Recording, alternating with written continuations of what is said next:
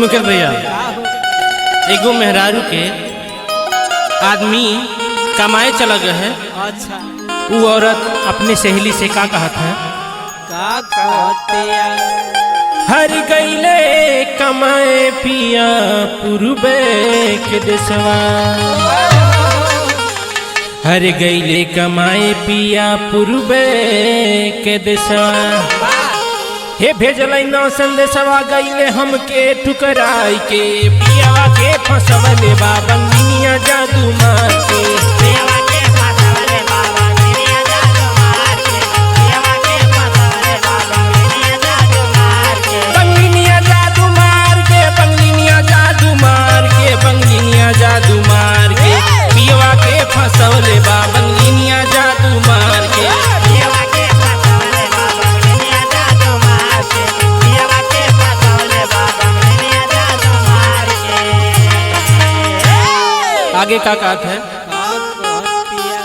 हर रान परोसी हमके मारे ले तनवा, हरे रान परोसी हमके मारे ले तनवा।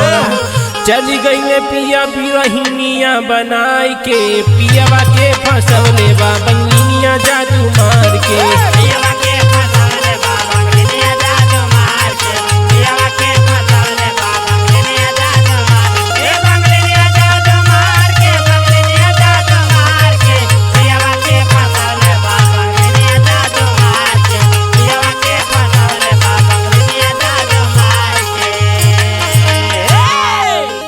हर जब जब याद आवे गवने की रतिया, से जिया पे पियावा के प्यारी प्यारी बतिया।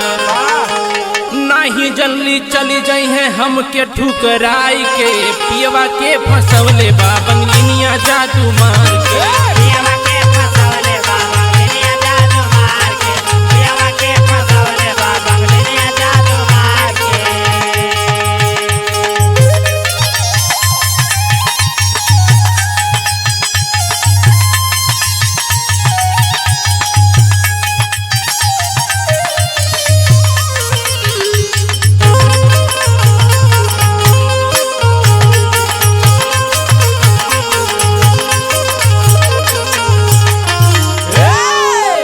हर राइटर दिनेश से कही के टिकट कटैबे, देवरा शैलेश के साथ लेके जैबे, पियावा बब्बू के लेके अइबे समझाई के, पियावा के फसवले बाबा निनिया जादू मार के।